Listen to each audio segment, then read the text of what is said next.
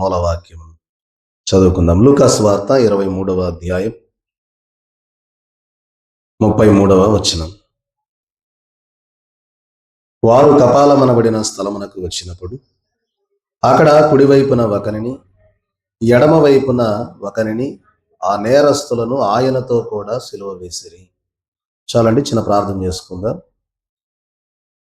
సకలాశీర్వాదములకు కారణభూతుడు ఉన్న దేవా, మీ ఘనమైన నామమును బట్టి మీకు వందనములు చెల్లిస్తూ కొద్ది సమయము మీ యొక్క వాక్కులను మేము ధ్యానించుకొనబోతూ ఉండగా మీ ఆత్మ సహాయమును మాకు అనుగ్రహింపచేసి దీవించమని ప్రార్థిస్తూ ఉన్నా. తండ్రి, మీకు వందనములు. తండ్రి నాయన, నేటి దినము ఈ యొక్క వాక్కుల ద్వారా వినుచున్న నీ ప్రియబిడ్డలకు వినగల చెవిని, గ్రహించగల మనస్సును దయచేయమని, మాటలాడుచున్న నన్ను మరుగు చేసుకొని కొద్ది మాటలు మీరే మాతో మాట్లాడమని వాక్కుగా మా మధ్యకు వచ్చి వేసిన యేసుక్రీస్తు వారి నామములు అడిగి వేడుకొనుచు ఉన్నాం మా పరమ తండ్రి, ఆమేన్.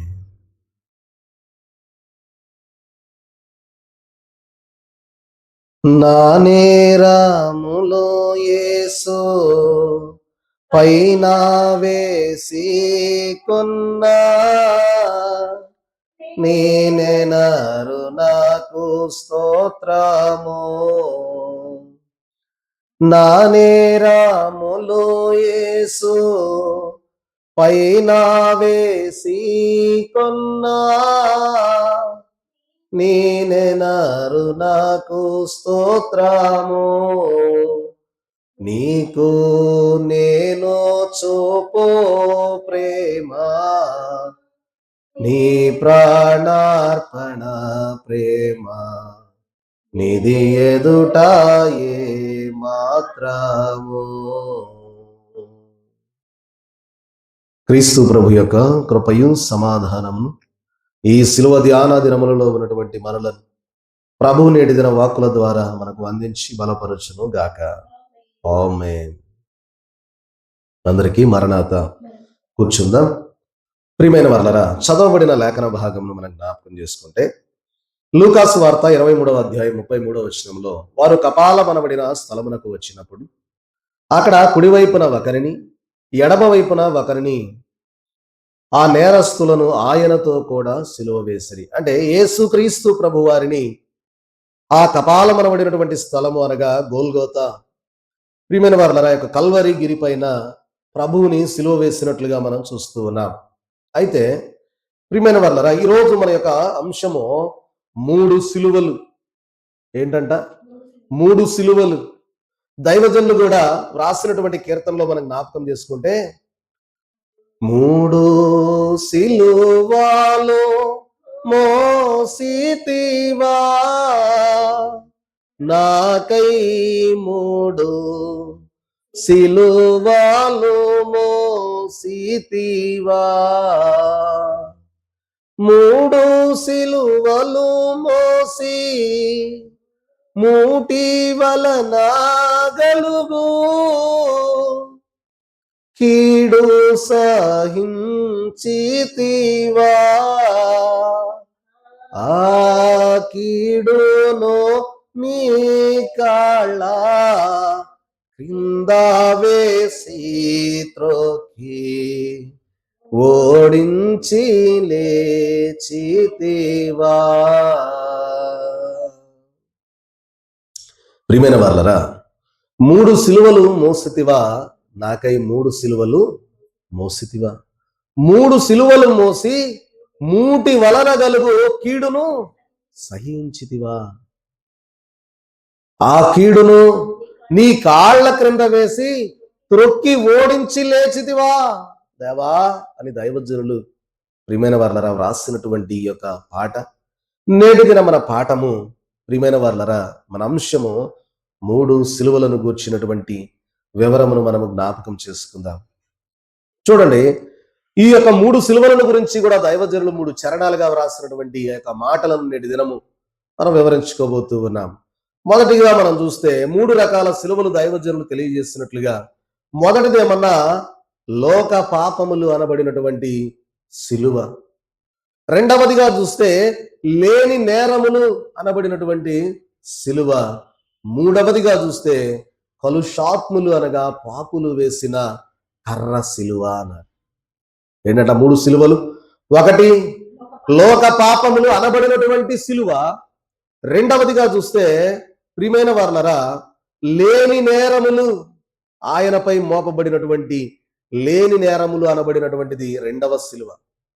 మూడవ సిలువ ప్రియమైన వారలారా, కలుషాత్ములు వేసిన కర్ర సిలువ.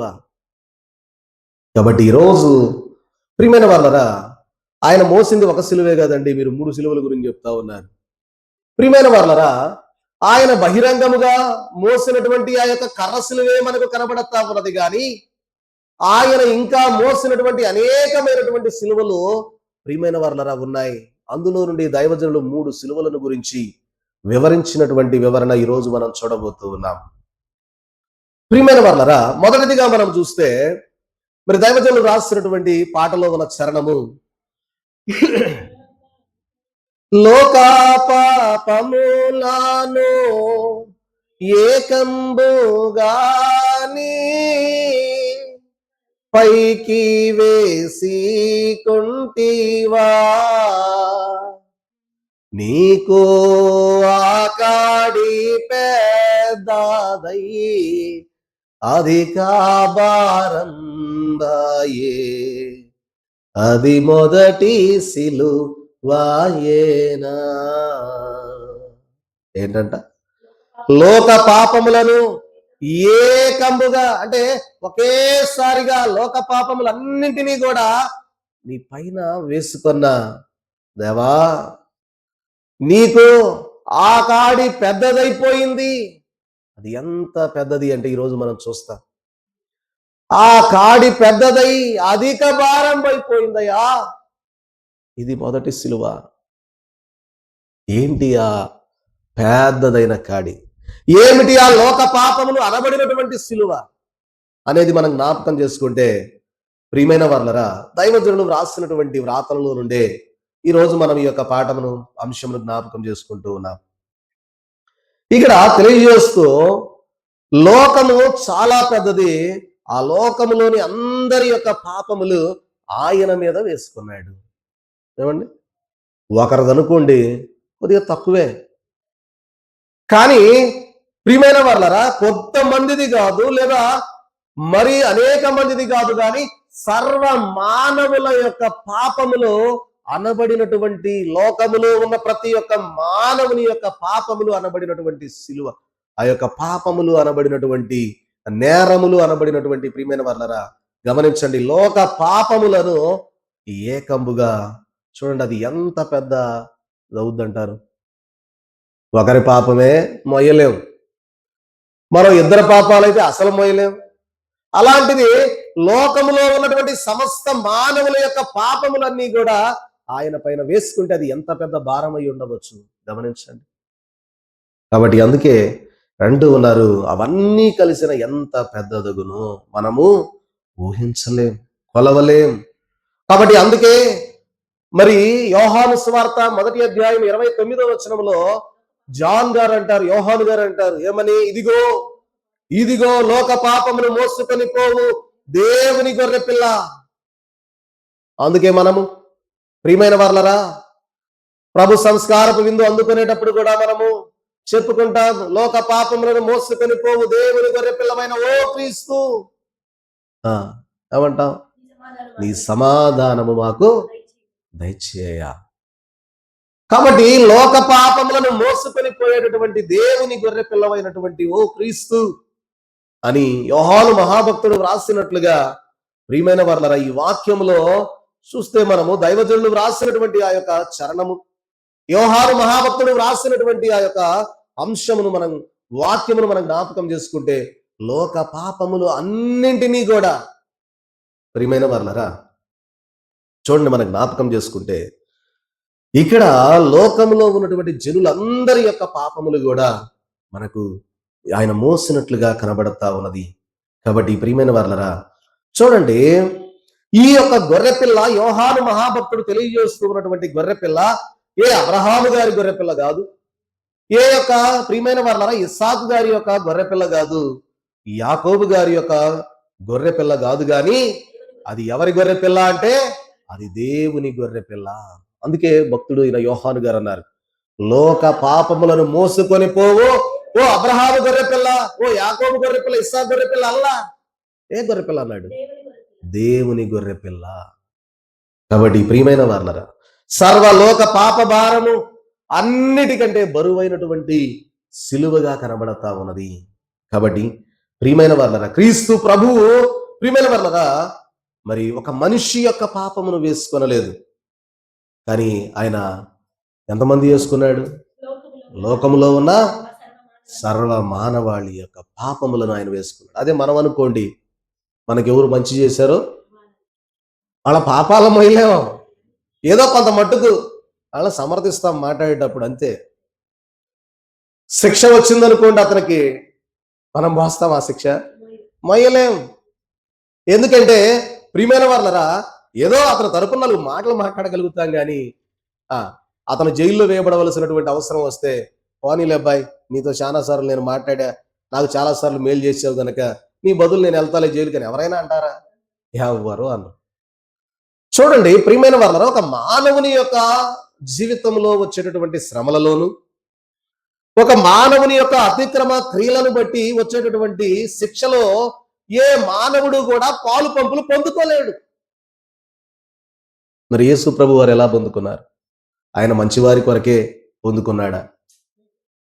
అందరి కొరకు, మంచివారి కొరకు, చెడ్డవారి కొరకు, ప్రియమైన వారలారా అందరి కొరకు ఆయన తన ప్రాణాన్ని బలిగా అర్పించినట్లుగా, అందరి కొరకు ఆయన, ప్రియమైన వారలారా అందరి పాపముల కొరకు ఆయన తన యొక్క మరి ఆ యొక్క సిలువను ఆయన మనందరి సిలువను ఆయన భరించినట్లుగా మనం చూస్తూ ఉన్నాం. ఇందాక మనం అనుకున్నాం కదా, ఆ కాడి పెద్దదై, ఎంత పెద్దదైందండి అది! ఆ కాడి ఎంత పెద్దది? దైవజనులు రాసిన మాట, ఆ కాడి పెద్దదై అధిక భారంబాయే. అది నీకు మొదటి సిలువాయన. ఎంత పెద్దది ఆ కాడి అంటే! ప్రియమైన వారలారా చూడండి, మనం జ్ఞాపకం చేసుకుంటే దైవజనులు రాస్తూ ఈ మాటను తెలియజేస్తూ 3 రకాల సిలువలు దైవజనులు ఈ యొక్క లోకములో ఉన్నటువంటి స్థితిగతులను, ఆయన మోసినటువంటి యొక్క పాపములను గురించి తెలియజేస్తూ, కయ్యూను నుండి క్రీస్తు ప్రభు వారి సిలువ వరకు ఉన్న వారి పాపములు ఒక సిలువ అన్నారు. ఏంటంట? కయ్యూను నుండి క్రీస్తు ప్రభు వారి వరకు ఉన్న వారి యొక్క పాపములు ఒక సిలువ. రెండవది చూస్తే, యేసు క్రీస్తు ప్రభు వారి యొక్క రాప్చర్ వరకు ఉండేవారి పాపములు, అంటే యేసు ప్రభు యొక్క శిలువ మరణము దగ్గర నుండి రేపు 2వ రాకడ వరకు ఎంతమంది ఉంటారో వారి అందరి యొక్క పాపములు 2వ శిలువ. చూడండి, అక్కడ నుండి రాప్చర్ నుండి తీర్పు వరకు ఉండే వారి యొక్క పాపములు 3వ శిలువ అన్నారు. కాబట్టి ప్రియమైన వారలారా, ఈ యొక్క పాపములన్నీ కూడా ఆయన పైన వేసుకోవడం వల్ల ఆ కాడి ఎంత పెద్దదైందయ్యా అంటే ఎంత పొడవైనదైంది. అది దైవజనులు రాసినటువంటి ఆ యొక్క చరణములో ఉన్న మాట. ఆ కాడి పెద్దదై అధిక భారం బాయే. ఎంత పెద్దదై అంటే కయ్యూను మొదలుకొని, ప్రియమైన వారలారా, క్రీస్తు ప్రభు వరకు ఒక సిలువ, క్రీస్తు ప్రభు సిలువ నుండి రేపు 2వ రాకడ వరకు ఒక సిలువ, 2వ రాకడ నుంచి ప్రియమైన వారలారా ఆయన అది ర్యాప్చర్ వరకు 2వ సిలువ, ర్యాప్చర్ నుండి రేపు అంత్య తీర్పు వరకు ఉన్నటువంటి సర్వ మానవాళి యొక్క పాపములే మరి 3వ సిలువగా, ప్రియమైన వారలారా దైవజనులు ఈ మాటలు తెలియజేస్తున్నారు. ఈ 3 సిలువలు నమ్మని వారు ఒక జట్టు, నమ్మిన వారు ఒక జట్టు అన్న. ఈ 3 సిలువలు ఎవరైతే నమ్ముతారో వాళ్ళు ఒక జట్టు, ఎవరైతే నమ్మరో వాళ్ళు మరొక జట్టు. ఇంతకు మనం ఏ జట్టులో ఉన్నాం అమ్మా? మనం ఏ జట్టులో ఉన్నాం? నమ్మే జట్టులో ఉన్నావా? ఆయన మన కొరకు మన పాపముల నిమిత్తమై మరణించాడు అని నమ్మే జట్టులో ఉన్నావా, నమ్మని జట్టులో ఉన్నావా అని అడుగుతా ఉన్నారు. నమ్మే జట్టులో ఉంటే మంచిదే. కాబట్టి ప్రియమైన వారలారా, అయితే ఇక్కడ మనం జ్ఞాపకం చేసుకుంటే, వాస్తవంగా ఇప్పుడు ప్రభు అయితే ఏమనాలంటే, నన్ను ఎందరూ నమ్ముతారో వారి కొరకే నేను ఈ సిలువ మోస్తా. నన్ను నమ్మని వారి కొరకు నేను ఈ సిలువ మొయ్యను, ఎందుకంటే వారు నన్ను నమ్మడం లేదు కదా, నేను ఎందుకు మొయ్యాలా? మనమైతే అంటామా లేదా? తప్పకుండా అంటాం. ఏమని? ఏమండి, నన్ను నమ్మలేదండి, నేనెందుకు చేస్తా సహాయం? చూడండి, ఎక్కడన్నా ఏదైనా సందర్భం ఎదురైతే, ఒక మనిషికి ఒక స్నేహితుల మధ్య ఏదైనా ఒక చిన్న వివాదం జరిగితే, ఆయన నన్ను నమ్మలేదండి, ఆయన కొరకు నేనెందుకు ఇది అవ్వాలా? నమ్మలేదు కనుక నేను చేసేది ఏం లేదు, మానేయండి, ఆయన తిప్పలు ఆయన పడతాడు అని అంటాడు మానవుడు. కానీ దేవుడు అలా అనేవాడు కాదు. యేసుక్రీస్తు ప్రభువారు అలా అనేవారు కాదు. నమ్మిన జట్టు వారి కొరకు వారి పాపాలు మోసాడు. నమ్మని వారి యొక్క పాపాలు కూడా ఆయన సిలువలో మోసినట్లుగా మనం చూస్తూ ఉన్నాం. కాబట్టి ప్రియమైన వారలారా, ఆయన అందరి కొరకు తన యొక్క రక్తమును చిందించెను, అందుకే అనేకుల కొరకు చిందించెను అని వాక్యంలో ఉంటూ ఉన్నది. కాబట్టి ఎవరయ్యా అనేకులు అంటే, నమ్మిన అనేకులు ఉన్నారు, నమ్మని అనేకులు కూడా ఉన్నారు. కాబట్టి అయితే చూడండి ప్రియమైన వారలారా, ఈ రీతిగా మనం జ్ఞాపకం చేసుకుంటే అందరి కొరకు ఆయన మరి యొక్క సిలువను, లోక పాపములు అనబడినటువంటి సిలువ ఆయన మోసినట్లుగా మనం చూస్తూ ఉన్నాం. కాబట్టి కయ్యూను కాలము నుండి ప్రియమైన వారలారా ఎలాగో మోసాడో, ప్రియమైన వారలారా ఆయన వట్టి మనిషి అయి ఉండి మరి సిలువ మీద ఉండే ఆయన మోయలేదు, కానీ ప్రియమైన వారలారా ఆయన దేవుడు గనుక మోయగలిగాడు.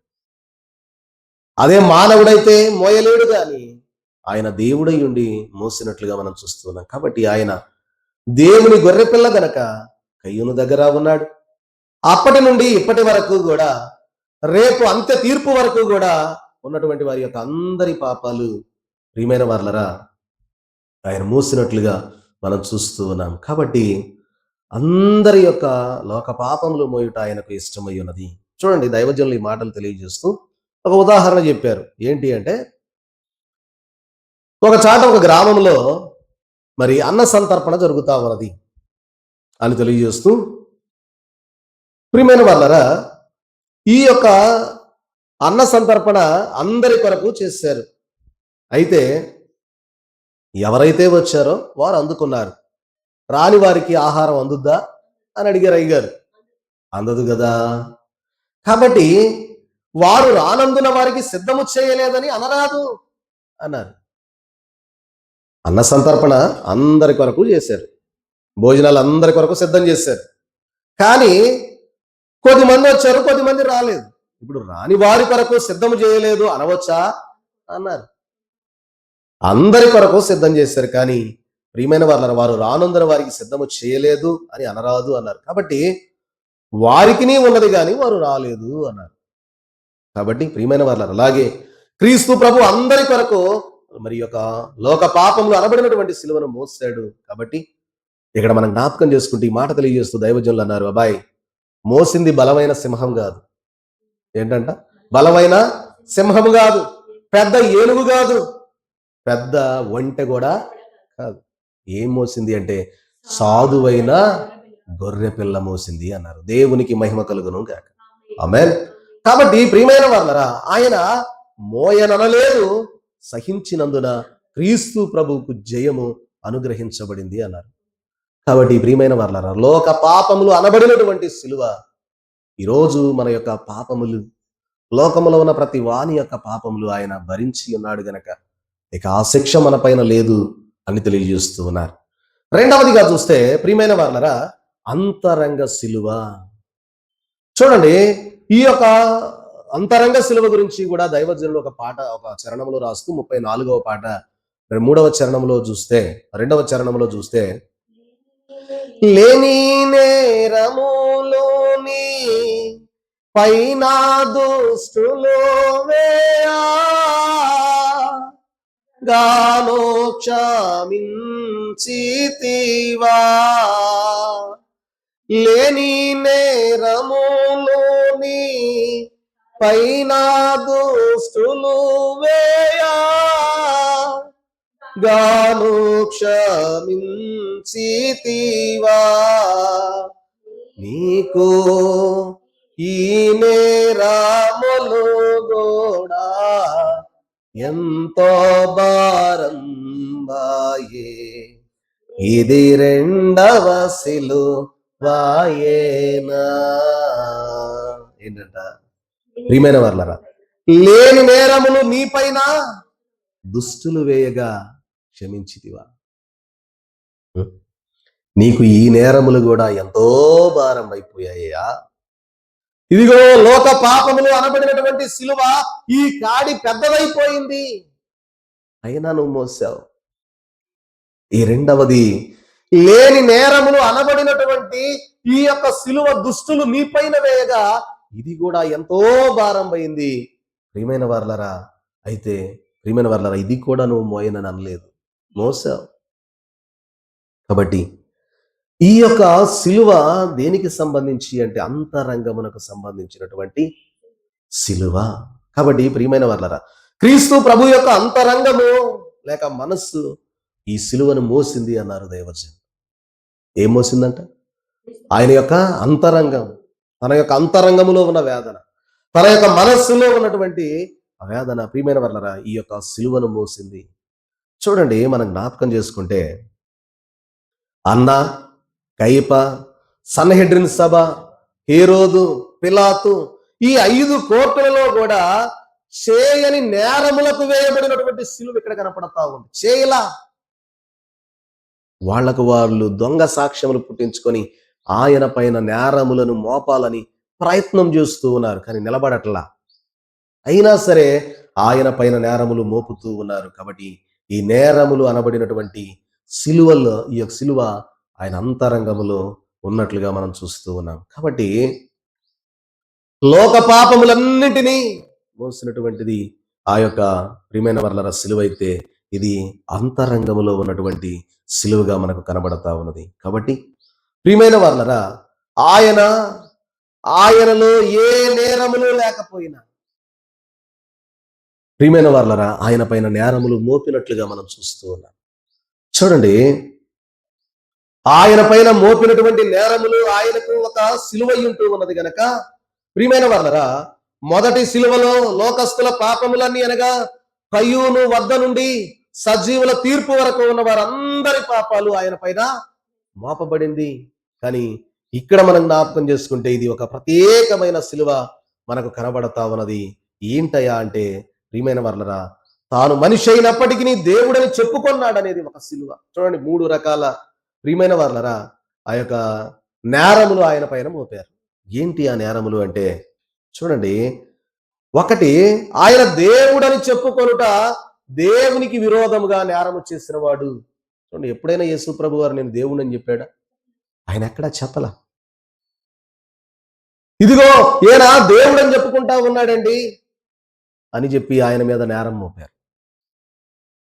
అలాగే ప్రియమైన వర్లరా, రెండవదిగా చూస్తే సన్హెడ్రిన్ సభకు విరోధముగా రాజునని చెప్పుకుంటా ఉన్నాడు.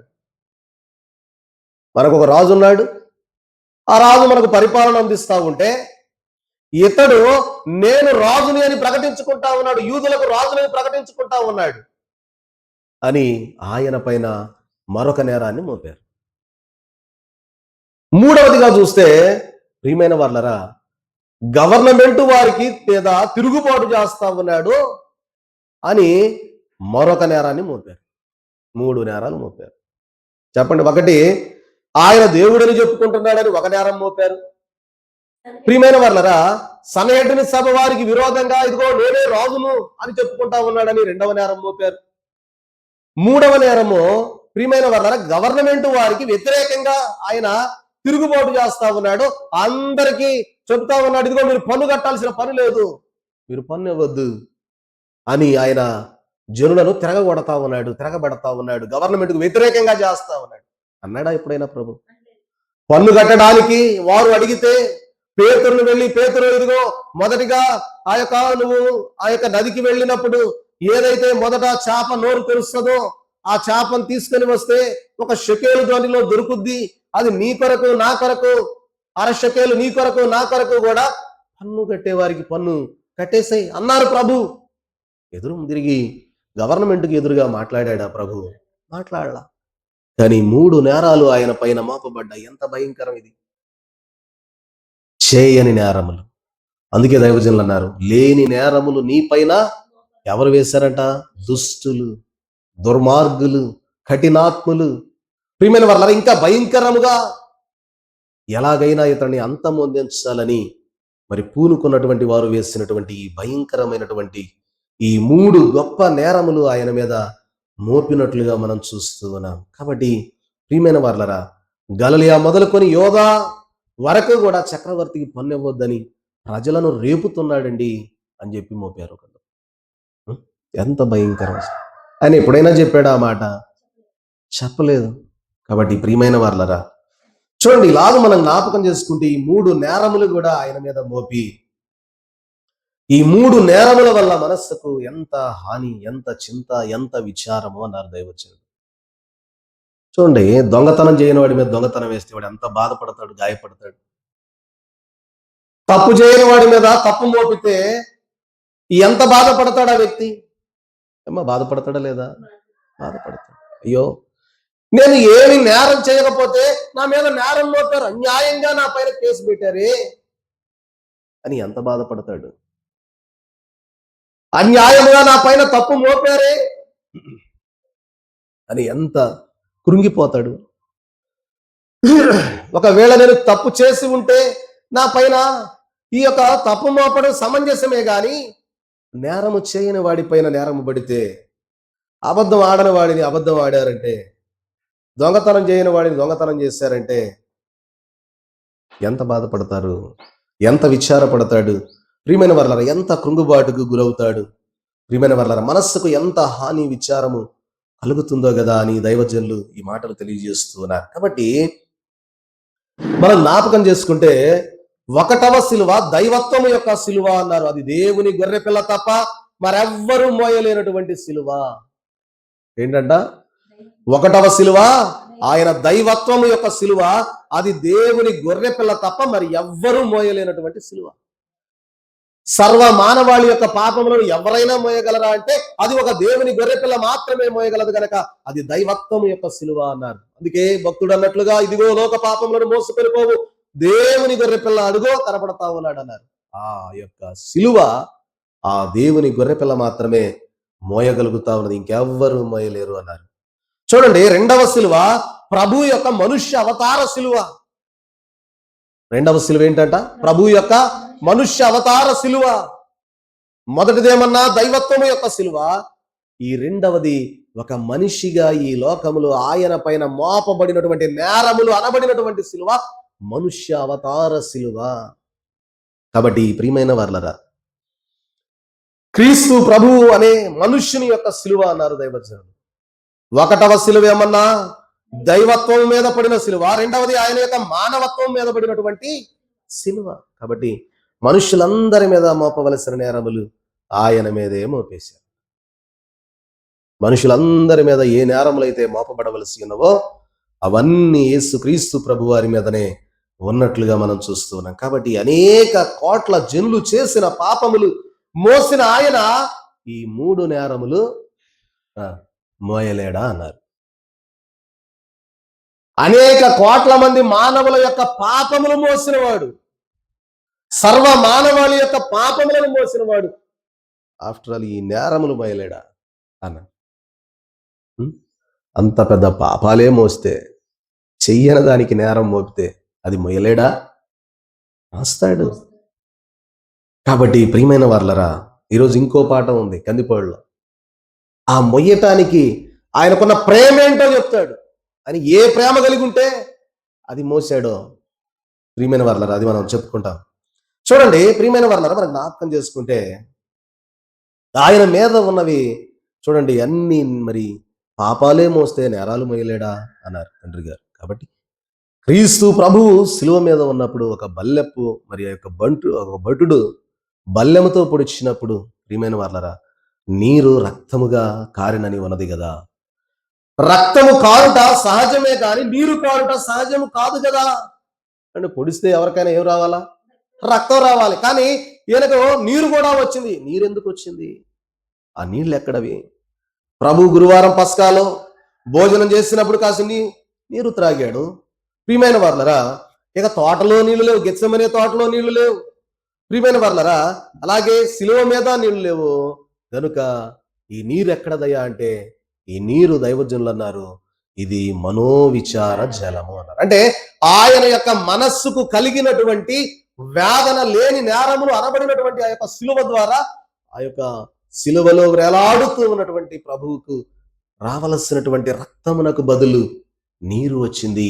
ఇది మనోవిచార జలము అన్నారు. కాబట్టి ప్రియమైన వాళ్ళరా, కొన్ని సందర్భాల్లో మనం కూడా ఏదైనా జరిగినప్పుడు అంటాం, ఏదైనా జరిగితే అమ్మో అది చూడంగానే నా గుండె నీరైపోయిందండి అంటాం. నిజంగా నీరైపోయిందా? అంటే ఆ సందర్భం అలాగా మారిపోయినట్లుగా కనపడతా ఉంది. అయ్యో నా గుండె నీరైపోయిందండి, నా మనస్సు నీరైపోయిందండి, ఆ వార్త వినగానే నీరు గారిపోయానండి అంటాం. అంటే ఆ వేదన అనేది అలాగ కనబడతా ఉన్నది. కాబట్టి చూడండి ప్రియమైన వారలారా, ఆయనకు చూడండి విచారం ఏంటి అంటే ఈ లోక పాపములన్నీ, ఈ లేని నేరములన్నీ మోస్తే కొందరే అంగీకరించారు. అందరు అంగీకరించారా? అసలు ముందు ఆయన చుట్టుప్రక్కల ఉన్నటువంటి వారు సిలువ వేయండి, సిలువ వేయండి అని కేకలు వేస్తా ఉంటే ఎంత మనస్సు ఎంత గాయపరచబడి ఉంటది.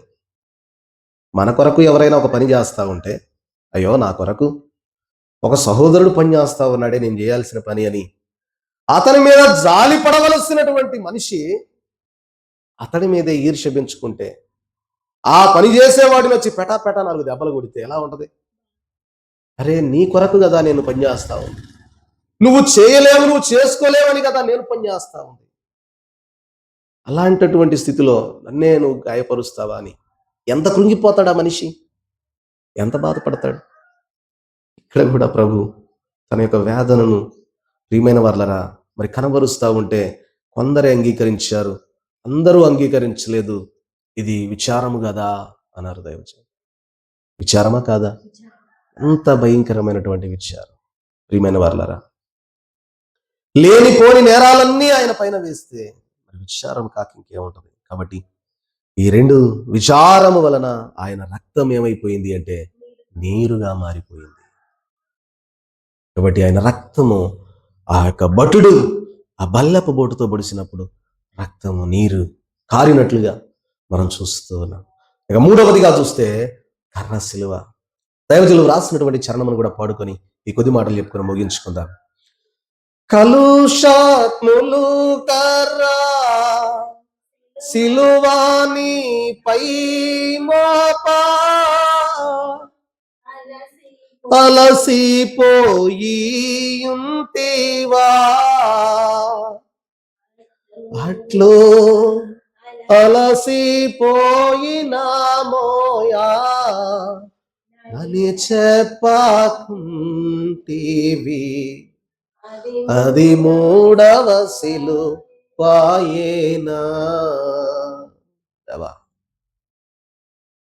కలుషాత్ములు కర్ర సిలువ నీపై మోప అలసిపోయి ఉంటివా, అట్లు అలసిపోయి మోయలేక ప్రియమైన వాళ్ళారా అలసిపోయినా మోయనని చెప్పకుంటివి. ప్రియమైన వాళ్ళారా చూసారా ఎంత గొప్ప భావం కలిగిన పాట అండి.